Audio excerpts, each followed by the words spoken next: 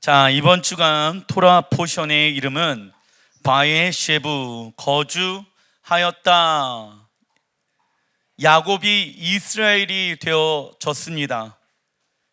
그 이스라엘이 약속의 땅에 거주하기까지 이스라엘에게는 무엇이 있었는지를 우리는 알아야 합니다.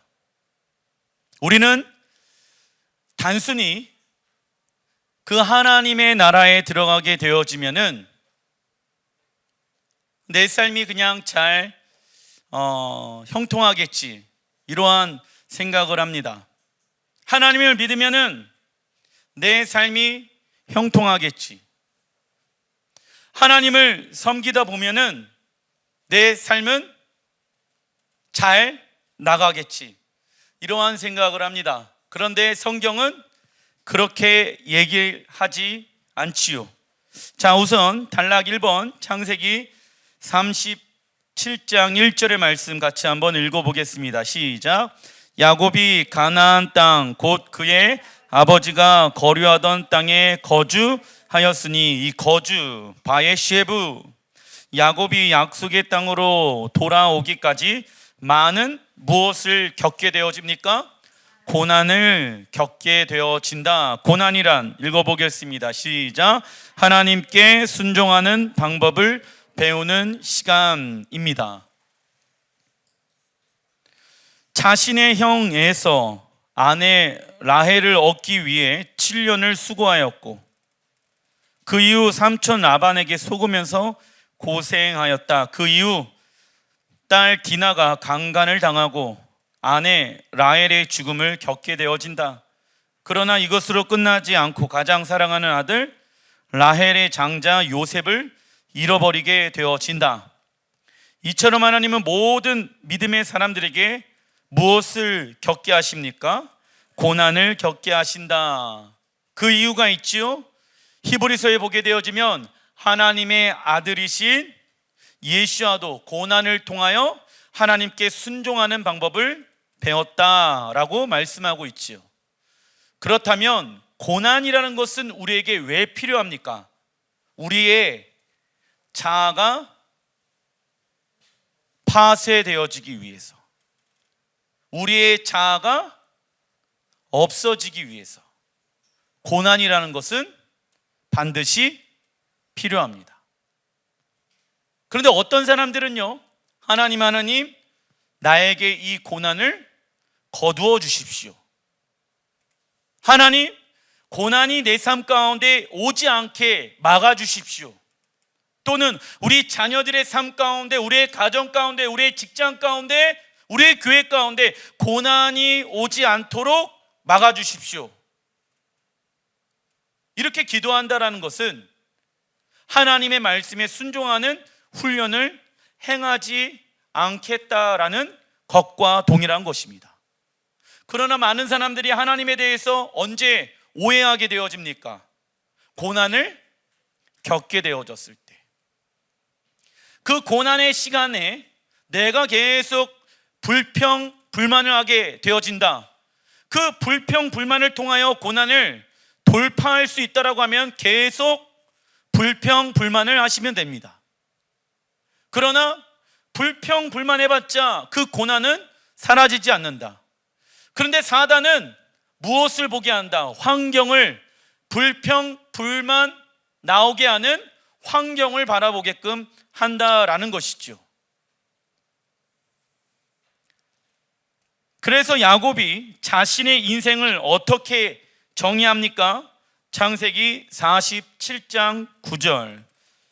야곱이 바로에게 아뢰되 내 나그네 길의 세월이, 우선 우리의 인생은 무엇입니까?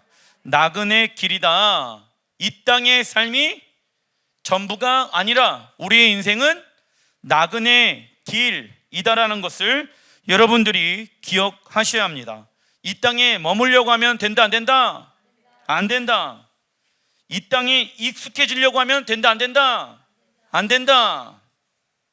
내 나이가 얼마 못 되니 우리 조상의 나그네 길에 연조에 미치지 못하나 험악한 세월을 보내었나이다. 자, 자신의 인생을 뭐라고 정의를 내립니까? 한마디로 얘기하게 되어졌을 때 나의 인생은 험악한 세월이다. 하나님을 믿고 하나님을 위해서 살다 보니까 내 인생은 험악하다라는 것을 알게 되어졌습니다. 경험하지 않아도 우리의 인생은 험악할 수밖에 없다라는 것을 우리는 알고 있어야 합니다. 왜요? 어려움이 오게 되어졌을 때, 험악한 세월이 우리에게 오게 되어졌을 때 우리가 놀랄 필요가 있다 없다? 그런데 많은 이들이 왜 놀랍니까? 험악한 세월이 우리에게 오게 되어졌을 때 놀란다라는 것입니다. 야곱은 자신의 삶을 험악한 세월이라고 말합니다. 야곱은 천사와의 씨름을 통하여 환도뼈는 무엇을 의미합니까? 통치권, 자신의 통치권을 다치게 되므로 자신의 주인된 삶을 내려놓고 하나님께 삶의 통치권을 내어드리게 되어진다. 이처럼 하나님은 험악한 세월을 통하여 읽어보겠습니다. 시작. 우리의 교만, 불신, 자아를 깨트리는, 적어놔 주십시오, 하나님의 도구입니다. 왜 이러한 문제가 우리에게 왔는가를 먼저 묵상하는 것이 아니라 하나님은 이러한 험악한 세월과 문제를 통하여서 우리의 자아가 완벽하게 파쇄되어지길 원하신다. 그 문제에 집중하여서 이 문제를 인간적인 방법으로 어떻게 하면 해결할 것인가에 집중하는 것이 아니라 내 자아가 그때 무엇 되어지길 원하신다? 파쇄되어지길 원하신다 라는 것을 여러분들이 알고 계셔야 합니다. 마태복음 16장 24절, 이에 예수께서 제자들에게 이르시되 누구든지 나를 따라오려거든 자기를 부인하고 자기 십자가를 지고 나를 따를 것이니라. 자아, 자기 나오지요? 하나님은 우리에게 무엇을 주셨을까요? 자아를 주셨다. 그런데 예수와는 자아를 부인하지 않는다면 예수와를 따를 수 없다라고 말씀합니다. 그렇다면 하나님께서 우리에게 주신 그 자아 왜 주셨을까요? 우선 자아는 무엇을 의미하냐면 사람의 중심. 자아는 무엇을 의미합니까? 사람의 중심을 의미한다. 하나님이 주신 그 자아, 사람의 중심을 하나님을 모셔드리는 빈 그릇이 되어졌을 때 하나님은 우리에게 생명을 부어주신다라는 것을 여러분들이 알고 계셔야 합니다. 자아를 만들어 주신 분은 누구이시다? 하나님이시다. 근데 그 자아가 죄로 말미암아 내가 주인된 삶을 살게 되어졌잖아요. 죄가 이 땅 가운데 임하기 전에는 그 자아가 비어져 있었다. 왜? 그분으로 채우기 위해서 하나님의 은혜, 하나님의 사랑, 하나님의 자비, 하나님의 인자로 우리의 자아를 아담과 하와가 채워지게 되어졌을 때 그들은 영원한 생명 가운데 거하면서 살게 되어졌습니다. 그러나 그 자아가 내가 주인된 것으로 채우기 시작하다 보니까 자아가 망가지게 되어지고 삶의 문제가 생기게 되어지고 삶이 결론적으로 험악한 세월을 경험하게 되어지는 거예요.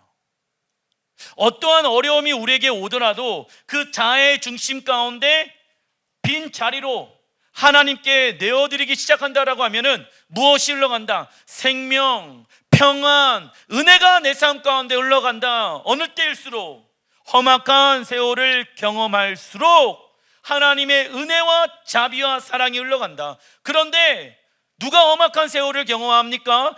자아가 내 거인 사람들은 험악한 세월을 경험할 수밖에 없다. 자녀에게 학교에 또는 사업장에 문제가 생겼어요. 그때 생명을 흘려내보내려면 부모의 자아가, 자녀들의 자아가 비워져야 한다. 그러면 그 즉시 무엇을 경험한다? 샬롬, 하나님의 평화. 그런데 내 안에 내가 가득 차 있으면 험악한 상황만 겪게 되어진다는 것을 우리는 잊지 말아야 합니다. 하나님이 일하시고 생명이 흘러갈 수 있도록 우리의 자아를 날마다 내어드리는 훈련을 해야 한다. 왜요? 어려움이 오게 되어졌을 때 그때 훈련하려고 하면은 잘 된다, 안 된다?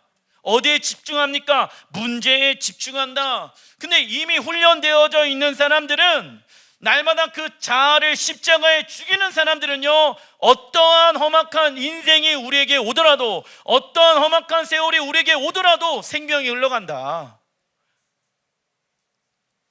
우리 인생의 문제는, 험악한 인생의 문제는 여기에 있는 거예요.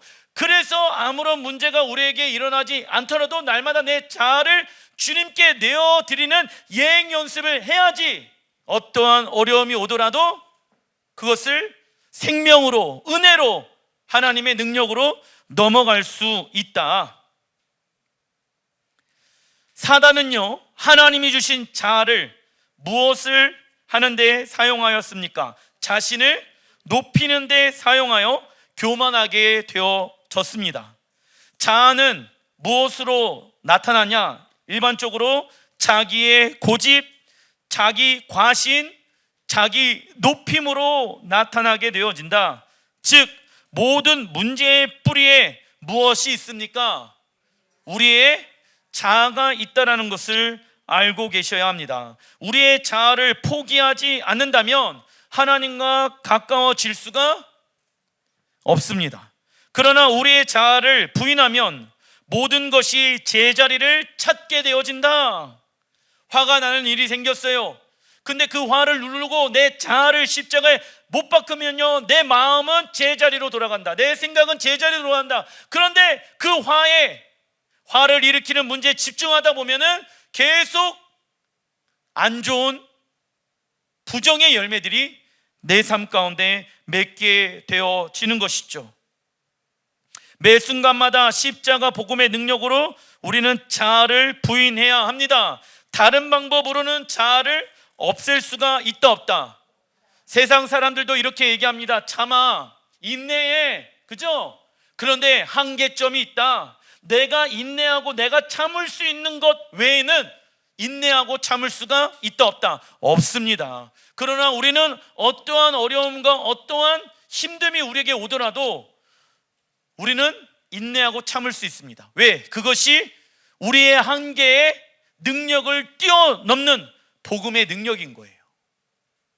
믿지 아니하는 사람들도 동일하게 무엇한다? 인내하고 참는다. 그러면 예수야를 믿는 사람들과 다른 점은 무엇입니까? 그 사람들은 본인이 참고 인내할 수 있는 부분만 참고 인내한다. 그러나 우리는 우리의 한계를 뛰어넘을 수 있는 십자가 복음의 능력을 가지고 있다. 우리가 이렇게 살아가는 이유는 무엇일까요?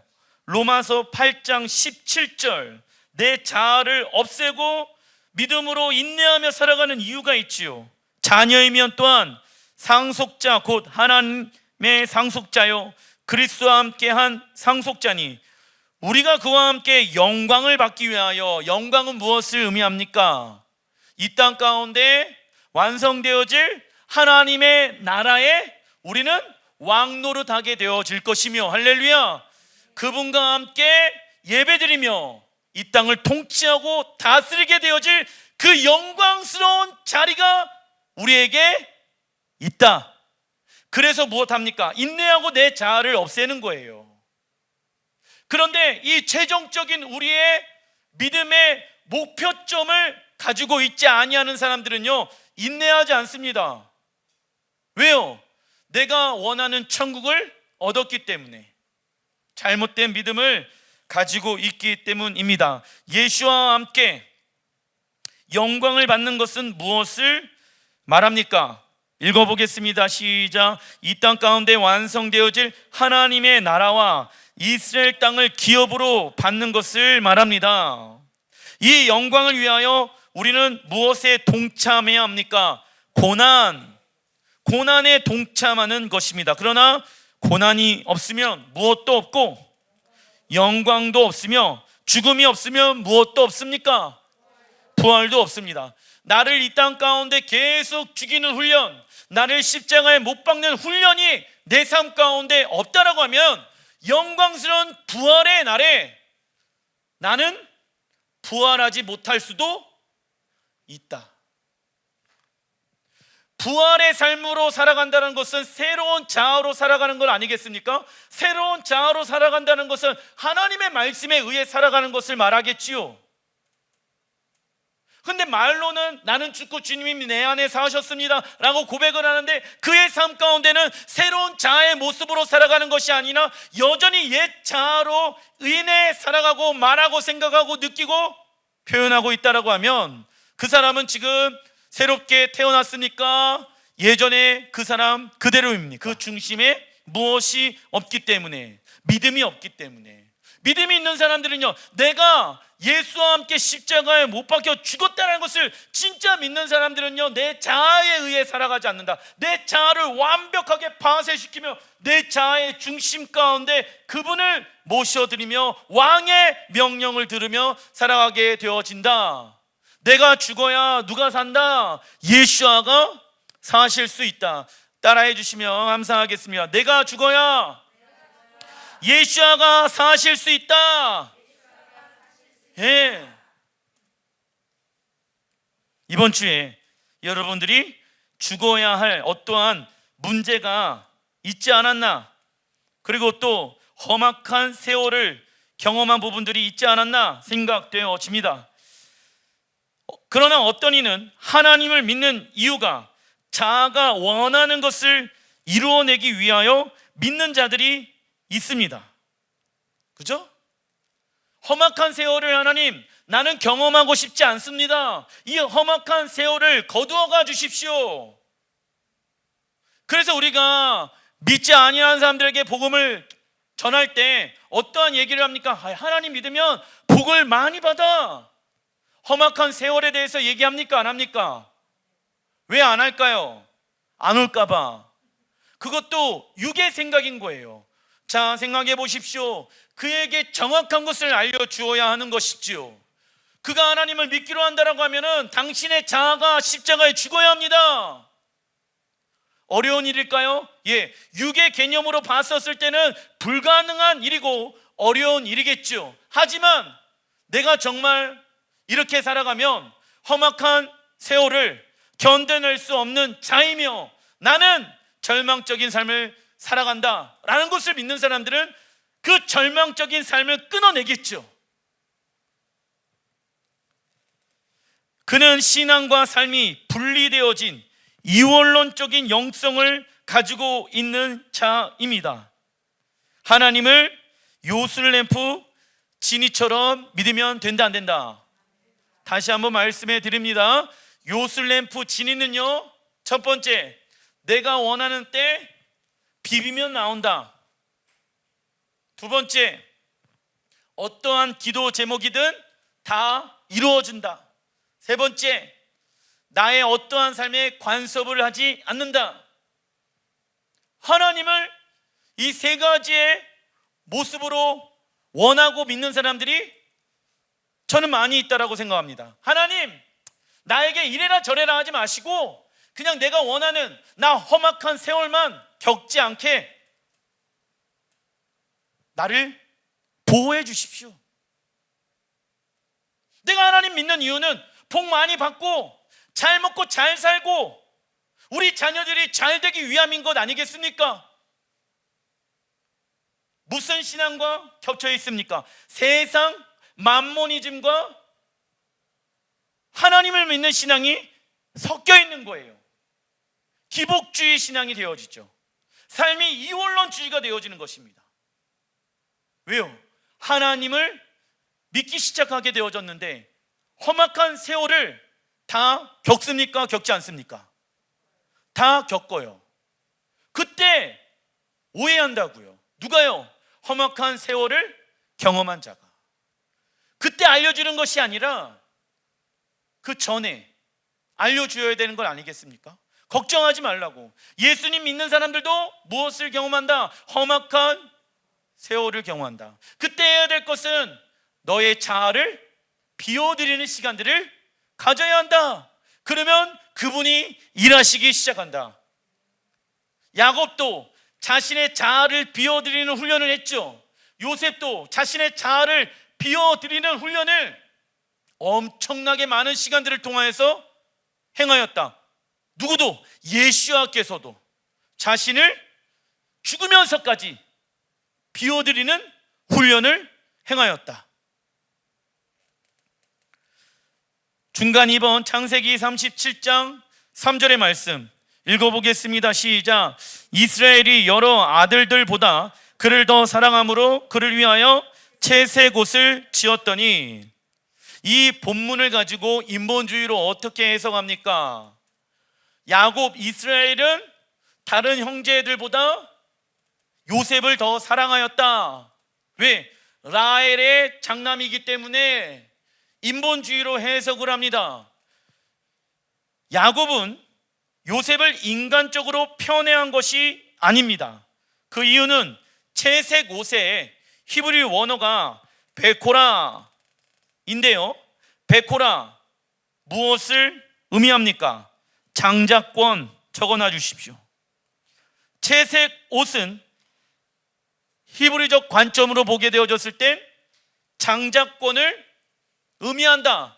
장자권이란, 읽어보겠습니다. 시작. 아브라함의 언약의 계승자가 되어 메시아의 계보를 계승하는 자, 그것을 상징하는 옷이 무엇이다? 채색 옷이다. 그런데 이거를 인본주의의 생각으로 해석하는 사람들이 너무 많이 있습니다. 여러분들 생각해 보십시오. 야곱이 그 장자권이 하나님께로부터 온다는 것을 정확하게 알고 있었어요. 사람으로 편애해서 얻어지는 것이 맞다 아니다. 내가 갖고 싶어갖고 가질 수 있는 것이 맞다 아니다. 아니에요. 하나님의 계획 안에 있다는 것을 야곱은 정확하게 알고 있었습니다. 그 하나님의 계획 안에 야곱이 들어가서 순종하여 살다 보니까는 험악한 세월을 경험하잖아요. 그래서 부모의 어떠한 인간적인 편애의 사랑으로 요셉을 사랑한 것이 맞을까요? 아닐까요? 야곱의 인생을 보면 절대적으로 이거는 하나님의 계획 안에 있다는 것을 그는 알고 있었어요. 인간적으로 편애한 것이 맞다 아니다. 아니다. 야곱은 아브라함의 언약의 계승자가 요셉인 것을 알고 있었습니다. 그러나 육체의 형제들은 요셉을 미워하고 시기하여 그를 죽이려고 합니다. 이것도 하나님의 무엇입니까? 섭리와 계획이다. 왜요? 이러한 요셉의 모습은 누구에 대한 예표입니까? 예수와에 대한 예표이다. 요셉은 형제들에 의해 미움과 거절을 받아 팔려가게 되었지만 마지막에는 온 이스라엘의 구원자가 되어졌다. 예수와께서도 자신의 형제들에게 미움과 거절을 받고 은 20에 팔렸지만 결국 다시 돌아오셔서 이스라엘을 무엇 하십니까? 구원하실 것입니다. 그래서 아브라함, 그리고 또 이삭, 그리고 또 야곱, 그리고 또 요셉은 누구를 예표하는 것이다? 메시아 예수아를 예표하는 형상인 것입니다. 요셉은 지하 감옥까지 낮아졌지만 가장 높은 곳인 애굽 총리의 자리까지 올라갔습니다. 동일하게 예수아께서도 죽으면서까지 순종하였지만 모든 이름 위에 뛰어난 이름으로 무엇 하신다? 다시 오신다. 단락 2번 창세기 38장 1절의 말씀 같이 한번 읽어보겠습니다. 시작. 그 후에 유다가 자기 형제들로부터 떠나 내려가서 아둘람 사람 히라와 가까이 하니라. 유다, 이 유다는 요셉을 팔아 넘긴 후에 형제들로부터 떠나 내려갑니다. 그 이스라엘의 집에서 이탈하게 되어지는 거예요. 그런데 문제가 있어요. 이 유다가요, 가나안 여자랑 결혼을 하게 되어집니다. 그래서 새 자녀를 낳게 되어지는 거예요. 근데 하나님의 입장에서는 가나안은 저주받은 민족이잖아. 저주받은 민족과 유다가 하나가 되어지면 안 되는 거예요. 왜요? 메시아는 무슨 지파로 오십니까? 유다 지파로 오시잖아.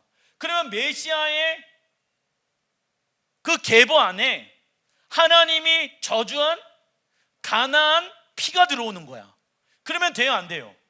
안 되잖아요. 그래서 하나님이 어떻게 일하시는지 보겠습니다. 우선 예시야를 예표하는 요셉을 팔아 넘긴 후 영적으로 타락하는 유다의 모습을 보여주고 있다. 유다는 지금의 누구를 뜻한다? 유대인을 말한다. 유대인은 메시아 예시야를 거절하고 지난 2000년간 열방에 흩어져 핍박을 받으면 암흑 같은 시간을 보내게 되어집니다. 그런데 예시야께서 유다 지파로 오십니다. 하나님께서 유다를 어떻게 회복시키는지 알아보겠습니다. 창세기 38장 2절 시작. 유다가 거기서 가나안 사람 수아라 하는 자의 딸을 보고 그를 데리고 동침하니 유다가 하나님이 저주한 가나안 사람 수아의 딸을 취하여서 엘오난 셀라를 낳게 되어진다. 이때 예수님께서 다시 오시는 유다 지파에 가나안 족속의 피가 섞이게 되어집니다. 가나안 족속은 하나님의 저주를 받은 민족이죠. 하지만 유다가 가나안 족속이 아닌 다른 이와 결혼하면 메시아의 족보를 이어갈 수 있게 되는 것입니다. 자, 다른 이가 나오는데 창세기 38장 6절 유다가 장자 엘을 위하여 아내를 데려오니 그 이름은 다말이더라. 유다의 장자 엘이 여호와 보시기에 악함으로 여호와께서 그를 죽이신지라. 유다가 두 번째 아들이 오난이에요. 오난에게 이르되 내 형수에게로 들어가서, 이 형수는 다말을 의미합니다. 들어가서 남편의 아우된 본분을 행하여 내 형을 위하여 씨가 있게 하라. 그 일이 여호와가 보시기에 악함으로 여호와께서 그도 죽이시니. 아버지의 유다가 첫째 아들 엘과 결혼시키기 위해 다말을 데리고 옵니다. 그런데 유다의 첫째 아들 엘이 하나님께서 보시기에 악함으로 죽게 되어진다. 그리고 둘째 아들도 오난이 형수 다말과 결혼하고자 했는데 하나님 보시기에 악함으로 죽게 되어집니다. 하나님 보시기에 악한 것은 유다의 아들들과 다말이 결혼하는 것입니다. 그렇다면 다말은 누구와 결혼하는 것이 하나님의 뜻일까요? 창세기 38장 15절 그가 얼굴을 가리었으므로 유다가 그를 보고 창녀로 여겨. 이제 그는 누구를 의미하냐면 다말을 의미하는 거예요. 왜냐하면 고대 당시 문화가 있습니다. 형의 아내가 죽게 되어졌을 때 동생이 그 형의 아내를 감당해야 되는 거예요. 그런데 감당해야 될 형제가 없다라고 하면은 그 아버지가 그 며느리를 데리고 살아야 합니다. 그게 그 당시의 문화였습니다. 그가 얼굴을 가리었어요. 다말이. 그리고 유다가 그를 보고 창녀로 여겨. 18절 유다가 이르되 무슨 담보물을 내게 주랴. 그가 이르되 당신의 도장과 그 끈과 당신 손에 있는 지팡이로 하라. 유다가 그것들을 그에게 주고 그에게로 들어갔더니 그가 유다로 말미암아 임신하였더라. 유다가 창녀와 밤을 지내게 되어지는데 임신하게 되어집니다. 그런데 자신에게 유다 당신의 표를 주십시오 라고 해갖고 무엇을 받게 되어집니까? 도장과 끈과 지팡이를 받게 되어집니다. 원래 몸을 파는 여자라고 한다라고 하면은 이제 돈을 구하는 게 맞지 않겠습니까? 다말은요, 이유가 있었습니다. 우선 어느 날 다말이 자신의 얼굴을 가리고 자신을 창녀로 속여 유다와 관계를 맺게 되어집니다. 그리고 다말은 유다와의 관계를 했다는 것을 증명하기 위하여 유다의 도장과 끈과 지팡이를 얻게 되어진다. 그리고 다말이 임신한 것을 알고 난 이후에 유다에게 임신한 사실을 다말이 알게 되어집니다. 유다는 다말이 거짓말하고 자신을 모함한다고 생각하기에 죽이려고 합니다. 그때 다말은 자신을 임신한 게 한 유다의 물건 보여주지요. 그렇다면 다말은 무슨 생각으로 유다를 속여서 임신하였을까요? 다말의 히브리 원어를 보니까 타마르, 그 뜻은요, 종려나무. 종려나무는 무엇을 의미합니까? 이제 의인을 상징하는 나무가 종려나무인 거예요. 유대 전승으로 보게 되어지면 다말은 셈족의 딸로 알려져 있습니다. 셈족. 유다는 가나안 여자와 결혼하여 3명의 아이를 낳게 되어집니다. 만약 다말과 유다의 자녀들이 결혼하게 되어지면 메시아의 계보는 이어질 수가 없다. 즉 하나님의 섭리는 다말이 유다의 자녀들과 결혼하는 것이 아닌 메시아의 계보를 잇는 누구와 결혼하는 것입니까? 유다와 결혼하는 것이었습니다. 당시 문화에서는 아들이 죽으면 아버지가 며느리를 책임지는 것은 합법적인 것입니다. 이처럼 다말은 믿음과 용기 있는 행동을 통해 유다 지파의 사람이 되길 원하였다. 그리고 예수와의 계보에 자신의 이름을 올리는 복을 취하였습니다. 다말은 자신을 임신하게 한 사람의 물건이라고 말한 유다의 3가지 물건을 보여줍니다. 도장은요, 무엇을 상징합니까? 왕의 직분. 왕의 직분. 끈은요, 제사장 직분. 지팡이는요, 심판장 직분.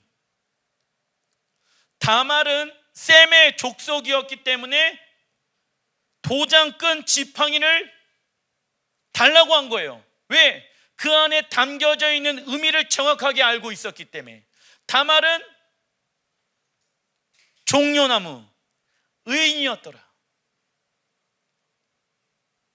그래서 이 다말은요, 어떠한 수모, 창녀라는 수모를 이겨내고 사람들의 손가락질과 사람들의 시선을 이겨내고 유다와 하나 되어지기로 결정하였습니다.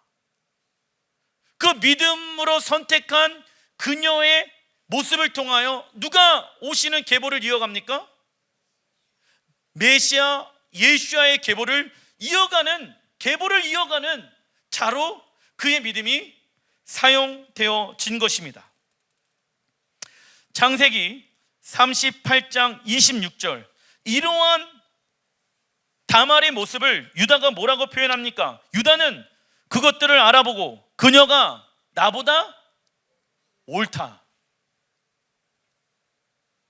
그녀가 나보다 더 옳다.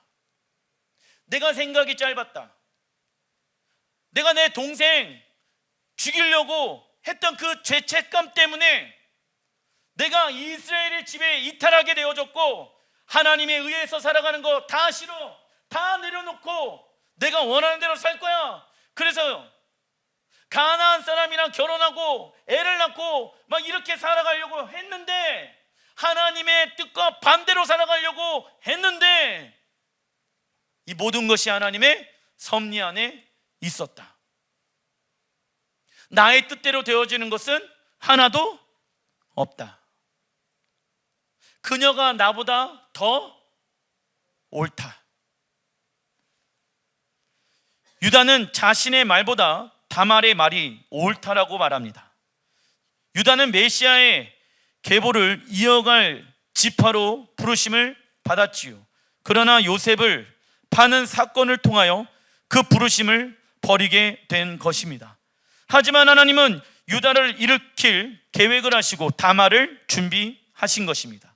그리고 그녀가 자신보다 낫고 옳다라고 고백을 하지요. 그리고 다말은 쌍둥이를 낳게 되어집니다. 창세기 38장 27절, 그녀가 해산할 때 되었을 때 보니 쌍둥이를 베었는데 한 아이가 먼저 손 하나를 불쑥 내밀었다. 그래서 산파가 그 손을 붙잡아 손목에 붉은 실을 잡아매고 이 아이가 먼저 낳았다고 말하였다. 그러나 그가 도로 손을 안으로 들이고 다른 아이가 나왔다. 그때 산파가 내가 어째서 비집고 나오느냐고 소리쳤다. 그래서 그 이름을 베레스라고 불렀다. 그리고서 손목에 붉은 실을 맨 아이가 나오자 그 이름을 세라라고 불렀다. 다말의 태에서 장자권을 둔 싸움이 일어납니다. 이는 야곱과 에서를 떠올리게 하는 장면이지요. 결국 베레스가 승리하게 되어지는데, 이 베레스의 히브리 원어의 뜻은 적어놔 주십시오. 돌파입니다.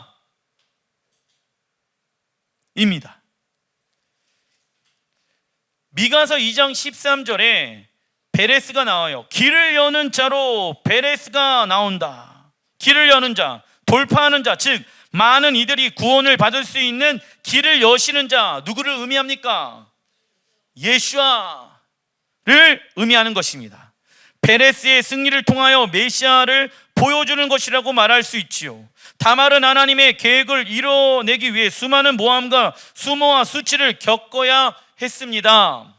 주변에서 장녀라고 하며 손가락질해도 다말은 하나님의 무엇을 계획을 신뢰하였다. 다말이 받는 현재의 고난은 앞으로 얻게 되어질 영광과 비교될 수 없는 것을 알고 있었다. 하나님의 나라는 누구의 것입니까? 침노하는 자의 것이다. 다말은 침노하였다. 하나님의 섭리를 알았다. 유다는 반드시 나와 결혼할 것을.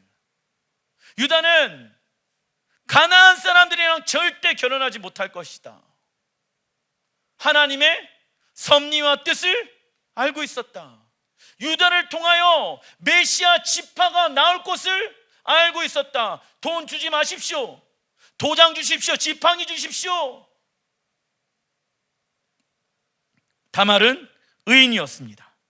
단락 3번 창세기 39장 21절, 여호와께서 요셉과 함께 하시고 그에게 인자를 더하사. 자, 요셉의 신분은 노예이며 죄인의 신분으로 감옥 안에 있습니다. 누가 봐도 하나님이 함께 하시는 모습과 인자를 더하는 모습을 찾아볼 수 있습니까? 없습니까? 없습니다. 그러나 성경은 하나님이 요셉과 함께 하시고 그에게 인자를 더하신다라고 말씀하지요.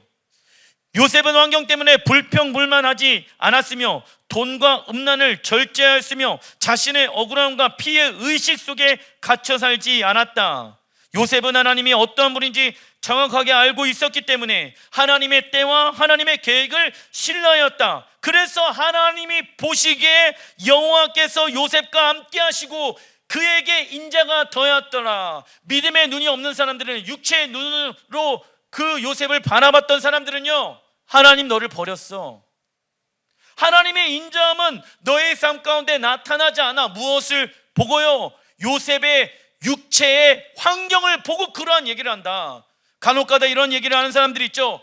하나님을 믿지 아니하는 사람들이, 믿음이 없는 사람들이 정말 당신의 하나님이 살아계신다라고 하면, 당신이 믿고 있는 그 하나님이 정말 왕, 열방의 왕이시라고 하면 당신의 삶 가운데는 이러한 모습이 나타나지 말아야 되는 건 아니겠습니까? 그 사람이 그렇게 얘기를 한다라고 하면 여러분들은 하나님이 나와 함께 계시고 하나님의 인자가 내 안에 넘칩니다. 그 결과가 무엇입니까? 나는 이러한 환경과 이런 어려움 속에서도 하나님을 향하여 불평불만하지 아니하고 하나님의 신실함을 찬양합니다. 이렇게 내가 고백할 수 있는 이유는 하나님이 나와 함께하고 계시며 하나님의 인자가 내 안에 있기 때문에 가능한 것입니다. 그런 건 아니겠습니까? 이 고백, 하나님이 나와 함께 하십니다, 이 고백을 할 수 있는 것은, 어려운 환경 가운데 이 고백을 요셉처럼 할 수 있는 사람들은 하나님의 인자와 함께하고 있는 거예요. 그러나 하나님과 함께하고 있지 아니하는 사람들은 뭐라고 얘기할까요? 믿음이 없는 사람들이 그런 얘기를 나에게 하게 되어졌을 때, 그러게 나의 하나님은 죽어있나? 나의 하나님은 왜 일하지 아니하는가? 그 하나님에 대해서 오해하기 시작한다. 그 하나님에 대해서 오해하기 시작하니까 신뢰가 깨어지잖아요. 그러니까 하나님을 믿을 수 있어요, 없어요? 믿을 수가 없죠. 창세기 37장 19절, 서로 이르되 꿈꾸는 자가 오는도다. 꿈꾸는 자가 오는도다. 해와 달이 경비하고 벽짓들이 막 경비하는 꿈을 꾸게 되어지는 것 아니겠습니까? 하나님이 요셉에게 준 꿈은 무엇입니까? 요셉을 통하여 애굽과 모든 나라들이 구원을 받을 계획과 야곱, 이스라엘의 가족들이 요셉에게 오므로 꿈이 성취되어지지요. 그 꿈을 요셉은 알고 있었다. 이는 종말에 이방인들의 충만한 수가 찬 뒤에 누가 구원을 받게 되어지는 꿈입니까? 유대인들이 구원받게 되어지는 하나님의 꿈이었습니다. 왜요? 예수님께서 유대인의 왕으로 오셨잖아요. 그런데 먼저 그분을 왕으로 모셔드리는 민족은 이방 민족이잖아. 그래서 스가랴에 보게 되어지면 마지막 때 구원받게 되어지는 민족은 이스라엘이잖아. 그래서 마지막 구원받게 되어질 민족은 이스라엘. 요셉은 처음부터 하나님이 주신 꿈에 대해서 다 이해할 수 없었다. 그러나 그는 고난의 순간을 지나고 나서야 여기까지 인도하신 분이 하나님이시란 것을 깨닫게 되며 하나님의 꿈을 이루어지기 위해 인내하고 견뎌냈습니다. 우리 살아있는 교회의 꿈은 무엇입니까? 요셉이 꾼 꿈과 동일한 것 아니겠습니까? 열방의 왕이신 예수님께서 이 땅에 오셔서 하나님의 나라를 완성시키는 것과 우리는 부활의 몸으로 예수와 함께 왕과 제사장의 역할을 하나님의 나라에서 감당하는 것입니다. 그런데 이 꿈을 이뤄내기 위해서는 우리에게 무엇이 찾아온다? 험악한 세월이라는 것이 찾아온다. 사단은 어떻게 하면 그 꿈을 잃어버리게끔 할 것인가?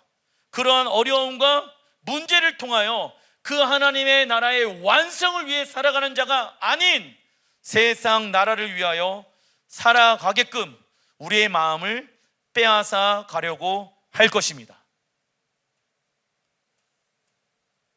말씀을 마무리 짓겠습니다. 하나님 나라, 즉 약속의 땅에 거주하는 그날까지 험악한 인생은 끝나지 않는다.